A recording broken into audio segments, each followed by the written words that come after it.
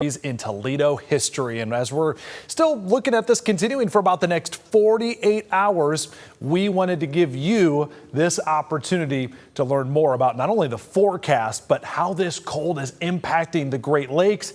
And hold on tight, even if you're not in Toledo or the surrounding areas, the latest cold plunge is going to impact a big part of the United States. First, we start here in downtown, taking our camera and pointing it up towards the mouth of the Maumee River, which is so iced over right now. I thought this was pretty neat because of the contrasting colors here, the white of the ice. See that little dot right there? We can see the Toledo Lighthouse out in the Toledo Channel. Pretty amazing for us. I'm going to have much more on the ice out in the Great Lakes here in just a matter of moments. First, we got to talk about how this is close, not quite, but close to record setting as long as this cold has been set in. Today makes day number 8 in a row of temperatures below 20 degrees. Tomorrow, Saturday, is going to notch us up to 9 in a row, which means this will be the third longest streak in Toledo history with a temperature below 20 degrees. The record still stands at 12 straight days, set back in February of 1979 and January of 2018. Don't think we're going to get quite to that number. However, it has been impressive with the cold, hasn't it? We want to keep you informed, and always we have our entire team of WTOL 11 meteorologists here letting you know what's happening, and that's why we have this WTOL 11 Plus app so you can know exactly what to expect. We're doing this bonus coverage this morning. We will have additional bonus coverage tonight coming up around 3 p.m. Chief Meteorologist Chris Vickers and John Birchfield will be here as well to break down how things are looking heading into the evening, where there is a possibility of setting another record low on the way tonight. Here's a bunch of our cameras showing Lake Erie from downtown, which we already saw, to Sandusky Bay, Lakeside there, and how about Marblehead over at East Harbor there. Completely iced over. How about we go to the other side of Catawba Island now, where we've got a number of ice fishermen. If you look very closely at your screen, each one of these little dots out here, and look at them all lined up, these would be the ice fishermen. Now, always have to be smart if you're ever thinking about venturing out on the ice, but I will say conditions this weekend about as good as you could ever expect out on Lake Erie. The breeze is going to be very light. Of course, we've had a lot of cold air, and with temperatures that will plummet again tonight, very thick ice conditions in the spots where it does form easily. We're not the only ones. Look across the Great Lakes. I'll step out of the screen so you can see this. Every single Great Lake is at least a quarter covered in ice. Now, Lake Superior, it's making a liar out of me. They're at 24%. Okay, they just notched down last night. But every other, like 27% for Lake Michigan. Lake Huron over half covered. And Lake Ontario, that's impressive. Lake Ontario is a very deep lake, more than 1/3 covered in ice. Now check this out. Freighter last night, actually about 2 days ago on Wednesday, took off from Cleveland trying to do one last run to get home in Ashtabula. That would be the Sam Laud here. Tried to cut through the ice, got stuck. Cutters came out, tried to help, got stuck again last night with the tug Kimberly Joy, which came down from Detroit. Both were stuck or stopped in the ice at some point yesterday. Eventually, Coast Guard coming out and helping them shuttle their way all the way to Ashtabula. You want to check that out over on my Facebook page. We got the whole journey and the trip, which was pretty incredible to watch over the past 24 to 48 hours. Good to report the Sam Laud is now in port, safe and sound. And we've got plenty more ice that's going to be trying to form on these Great Lakes with the extreme cold that we're facing down for us here. As I said, our entire team of meteorologists is on the job and has been from the winter storm last weekend to the cold that has now arrived. meteorologist Kaylee Bowers here in studio. And Kaylee, break it down for us here. We've been talking a little bit about the Great Lakes and what's happening right now. What should we expect heading into the weekend? I mean, Ryan, we're still talking about bitter cold temperatures on the way. Bitter cold, freezing, frigid conditions, however you want to call it. It's still gonna be cold, which is why we have issued that weather impact alert day, not only for today, Friday, January 30th, but also for Saturday, January 31st as well, too. Here's what you need to know. We're talking wind chills possible around negative 20 degrees. Now, the big thing is we're really not tracking anything as far as snow goes. Luckily, if anything, maybe seeing a little blowing snow, but most of the snow you're seeing outside right now, that's the extent of it. But frostbite is possible, so you definitely want to bundle up. But again, this is Friday through Saturday morning with those wind chills back down into the negative, so you certainly want to bundle up warmer gear, the hats, the gloves, the scarves, the heavy winter jackets. And you know, I always joke around and I say, oh, you want to walk like a penguin because you're all stiff from, you know, all the different layers.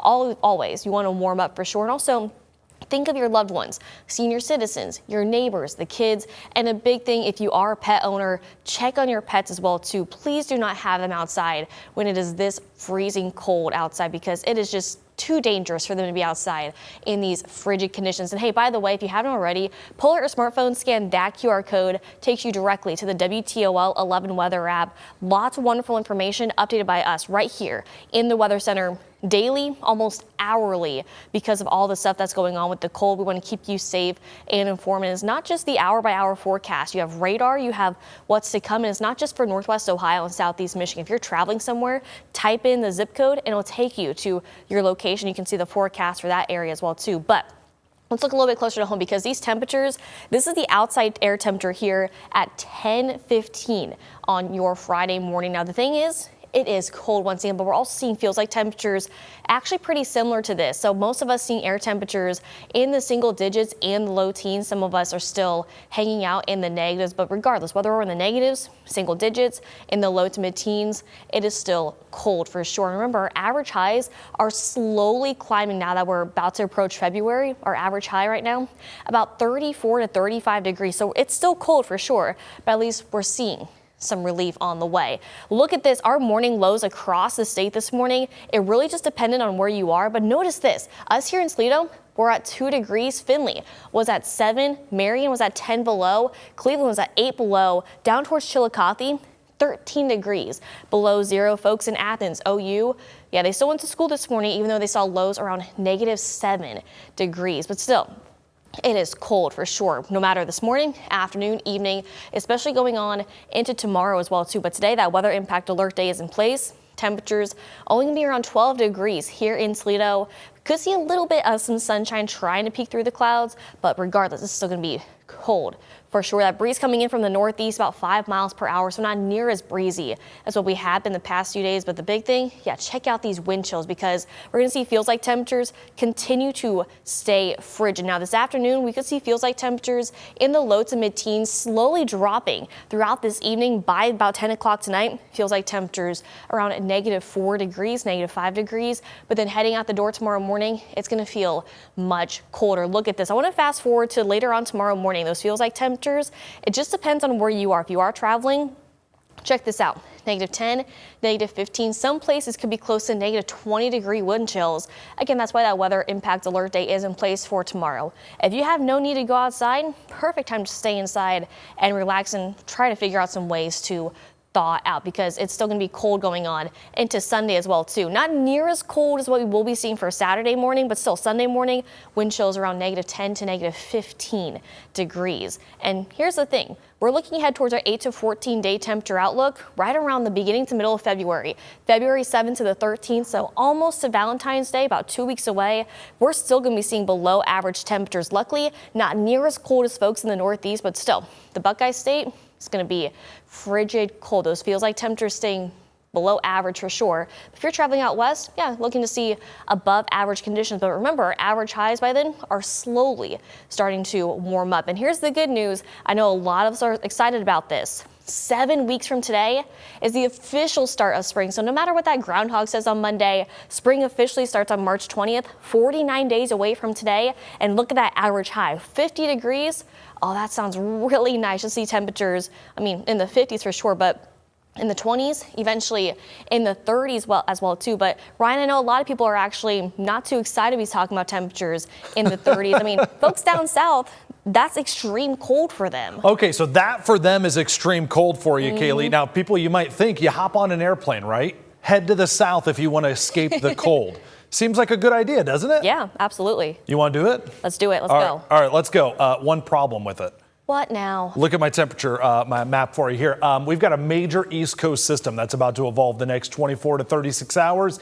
And if you or anyone you know have travel plans or live down in the southern part of the U.S., they're going to be saying, not again. Yes, here comes another major winter storm. Now, not going to impact places as far west, but look at this low sliding up the East Coast. This not only is going to bring snow to the Carolinas, as far south as Georgia, but look at this. It is possible Saturday night that it is cold enough in parts of central Florida that snowflakes may be reported in or near the Tampa area as this storm comes racing down. Those are places that are not accustomed to that type of cold. For us, anytime we have a low pressure system off the East Coast, have you heard me say this before? Our weather turns quiet and colder, and that's pretty much what we've got for the weekend. We've already got the cold part of that, we know that, but it does look pretty quiet weather-wise for us as well. Latest slug of cold air tonight, heading way down to the deep south, places like Little Rock, lows in the teens, Springfield, Missouri into the single digits, and all the way down Jackson, Mississippi, 19 for a low by tomorrow morning. How about Atlanta, Georgia? That's something that could slow down air travel. If they end up having to de-ice planes or waiting for it to warm up in Atlanta, that would certainly slow down travel across the country for anybody planning to fly. So just a heads up for you. And of course, the cold doesn't stop there. Check out this hour-by-hour forecast. As far south as Florida on Sunday morning, wind chills might drop all the way down to the single digits. 9 degrees, the feels like temperature in Tallahassee Sunday morning, 13 in Orlando, 21 in Tampa after potentially seeing some of those snowflakes during the late evening hours on Saturday. And don't expect much of a warm up. Temperatures in Florida going to feel like as cold as the 30s and 40s all day long. I know, we're probably not shedding too many tears for everybody in Florida because they get the warm weather for most of the winter. But this is something, obviously, that would not be too good if your house down there doesn't have much in the way of heat or insulation. Forecast for us. Let's bring you back home here, okay? On your return flight, maybe you're saying, after you got on the airline's website and said, maybe I don't want to go down there this weekend. I understand. Temperatures in the teens for Friday into Saturday. As you look towards next week, 20s on the map. That's not what we would normally classify as a warm-up. Temperatures in the 20s, but compared to where we've been, it certainly is. And we're still going to hold out hope. Maybe 1 week from today, a high temperature near freezing. That would be our first time in quite a while that we've managed to hit the freezing mark. Temperatures there would be very close to that mark. If we don't do it then, buckle up. We've got another big system coming through the Great Lakes. This one's going to bring us another Arctic front. I think first and foremost, it's going to bring windy weather. This is Friday into Saturday, 1 week from now. It's going to bring windy, gusty conditions, could bring another round of snowfall. And notice the Arctic door is unlocked once again. It's like leaving the freezer door open in the kitchen. You're going to feel that cold air as we head into next weekend. Wanted to share with you this cold, as annoying as it might be, as much as you might not like it, can bring some incredibly beautiful sights. Greg sent in this photo of what we call pancake ice out on the Catawba Island, just off of it in Lake Erie, of course. And this is as the ice was just starting to thicken up. A beautiful shot there. And of course, we looked at the ice fishermen that were out on Lake Erie in our Catawba Island camera earlier. How about an overhead shot from a drone? Greg again with a beautiful shot there, looking straight down on one of those. Don't forget, we're going to have extended coverage here on WTOL 11 Plus and on YouTube, just renewing our commitment to you that we started many decades ago at WTOL 11 and now extending into the digital age. We are where you are, wherever you go, on Fire Stick, Apple TV, and Roku. You can watch us and depend on us, whether that means like last weekend, 6 to 10 inches of snow is coming, or this weekend, the latest bout of Arctic air is about to spill back in. We're about to wrap things up here for the latest update. Chief Meteorologist Chris Vickers and Meteorologist John Birchfield will be back with another live update at 3 p.m. Some extended coverage. In the meantime, don't forget you can click on the weather tab and always get our latest weather updates so you know what to expect heading out the door. Thanks so much for joining us and stay warm. And thanks for trusting the WTOL 11 weather team throughout the year, no matter what the skies may bring.